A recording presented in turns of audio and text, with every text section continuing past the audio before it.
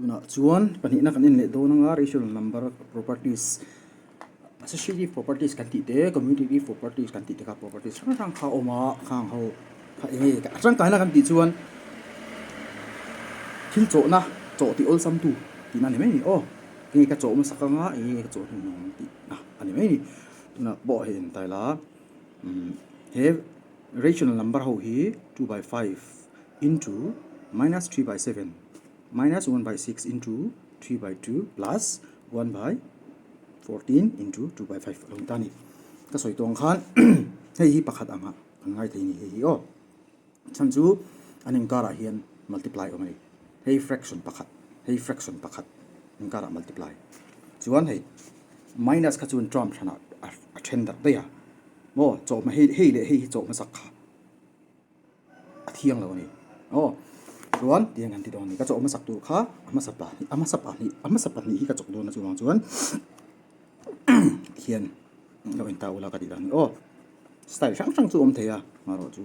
in chok tek seng lo wa 2 by 5 into minus da na than chu hei line nge sign ani wang minus sign om wang hian minus sign hi alai a om pon 3 tan ada theya 5 7 tan po da thei ni o ka chu kan du thlan na tu jan 3 bula kan da dei ngatin engma boi lo ni rational number a chu no anin choma chuan ka choma sak tur ani wang khan hei hi bracket pa ngai ni chuan chu ai lian that bracket chu curly bracket kan ta ni hi o yang curly bracket kan tianga hei hi bracket pa ngai chu yen o cha nga sim thale ni o chuan a dot le ka lu do na minus 1 by 6 le hei minus kha a then thang tu ka da do ni di hian o chuan apula chi n 1 by 6 into 3 by 2 le hei hi pakhat hangin ka sim le don ta ni hian o chu curly ngai ve lo wa chan chu chunga bracket om lo wa minus om chuan bracket ka da a 1 by 6 into 3 by 2 hian ka zi le ta ni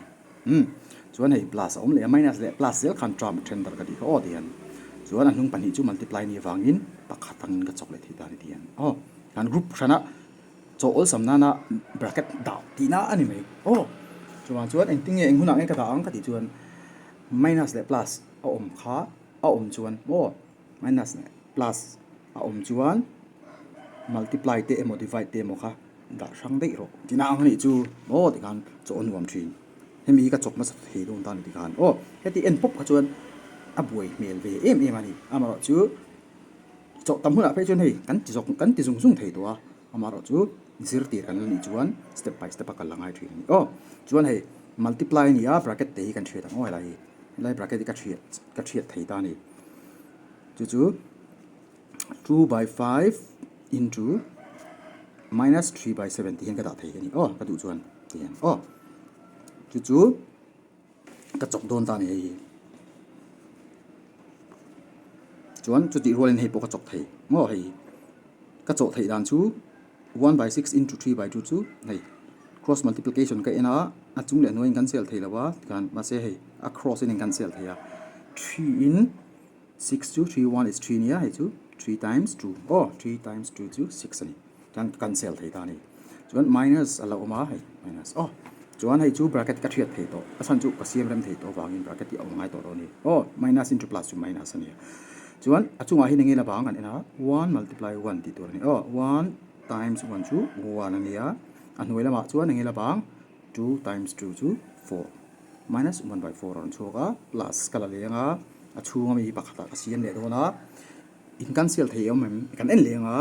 2 le 14 in cancel thei ni chu 2 in cancel ve thei ti na chu oh 2 times 1 chu 2 ania 2 times 7 ani chu oh kan chok te a achunga 1 le 1 abanga multiply tur ni helai ni oh 1 times 1 chu 1 ania anwaya 7 times 5 chu 35 nong le ta ni thian chuan ni ta kan muang hian 1 by 4 plus 1 by 35 kan nei ta ni oh chuan hei bracket pakhata hei kala chok le thei ta ni chuan hei po hi antinan hei kan chok ngal teng ka ti ta hei oh pathum pona chok thei tho oh tian bracket kha da le thei ni ka du chuan oh ka thu thun ta kha chu a properties mang khan kala khung thrang dei chuan le next chuan achung mi ka enta a bracket pui ka thia do na 2 times minus 3 chu ngo hai 2 le minus 3 pun tir angai cancel thei om ve si lo wangin cancel thei a om lo chuan chungang pun tir tur 2 times 3 chu 6 ania sin chu minus ani chuan minus into plus chu minus 6 ni dong 2 times 3 chu 6 and plus into minus chu minus chuan hoi ai plus ve ven nei wangin plus into plus ania so ve khera ngai lawa 7 5 za 35 kan tile tan tien chuan next kan kala hei minus oma wang khan bracket kha kan khong thanga hei kan chok don tani chung mi LCM of 35 le 4 in don tani mo en dan tu chu 4 hian 35 a sem thei lo hi 4 time table za 35 a sem thei lo chuan LCM chu an pan hi sem kop thei tu tur po kan nei lo mo 1 ti lo chu 1 kha kan pom si lo wa 2 in 4 chu sem thei ma se 35 sem be thei si lo chu wang chuan heti huna chuan i multiply ang hi sem thei kop an nei lo chuan LCM zon buai ngai lo wan prime factorization manga jong lo han i pun ti ranga 35 2 za chu 70 ni 35 4 chu 140 ni za som li chuan kan thiam me nga 35 le 4 pun ti rin za som li chuak chuan 4 hian zuk divide tur ni ta ni LCM ka lak zo to chuan kan chei tong khan 4 hian 140 a divide don chuan tala 4 times 35 ti kan hriat to kai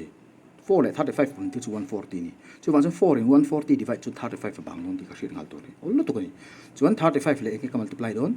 4 chu mi ka ei 1 35 1 is 35 kan tia 35 times 1 chu 35 ni plus in ron zama chuan 35 hin asema hun bele chi ani 35 hin azuk sem chuan a mun li ti kan thatoa 35 mun li chu za som li 35 times 4 chu 140 ni a chuan 4 le chung mi ka multiply chi ta ni 4 1 is 4 khana ron chuaka chun nei bracket kala da chan chu hei minus oma wangin chuan hei hi siam pum phot anga minus 6 by 35 minus katia 35 a 4 to 39 39 by 140 lo ni ta ni ti khan chuan tu na chuan subtraction kan nei ta ni hei ta po subtraction oma anin kara chuan he fraction pani he rational number pani ka chok do na ain kat thei to lo ni hei multiply om lo in kat tir tum to lo tur LCM lak ngai LCM chu 140 ni khal ni chan chu 35 hian 140 sem thei ate zo kina lian zo ka sem thei ni mo chuwang chuan tiang reng a chuan a lian zo kha LCM ani thin ate zo kin a lian zo kha sem thei chuan LCM a lian zo kan la thin ani kha shortcut method ani chuan 35 in 140 chang tur chu nge ma mo 4 ka chunga hang an sei zo to 34 mun li chu za som li chuan khalai 4 lai taka kha poimo a chungam om nei ka multiply ngai ta ni chuan a chunga hin minus sign om sa wangin minus ka dang atin chuan 4 le 6 ka pun tir chuan 24 ran chu ka tian chuan a dot le hin hi pakhat chi oma wang hian engma minus om hi boina om lo ta thil pathum ti chum se bracket da ngai chan chu minus chun mi ti boi thin ni 140 a 140 in 140 isem chuan 1 ba ani amun khatani 1 times 39 chu 39 chuan hei equation in tala minus 24 le minus 39 om ta ni an ma mi zelin man i sign ka ti to kha 39 chuan minus ania 24 le minus ania minus le minus 2 bel tur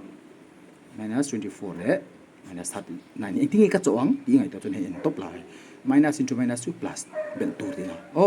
chuan assigning e putang ti chuan alien zok sign hei 39 alien zok a minus ve ni chun minus a puthim thim thang chuan 9 a 4 bel chuan 13 ania 3 a 2 bel chuan 5 ania 1 lo om nen chuan 6 in ta 63 kan ni dan sur don ni mo chuan minus 63 kan nei tan negative 63 kan nei a 140 chuan hei hi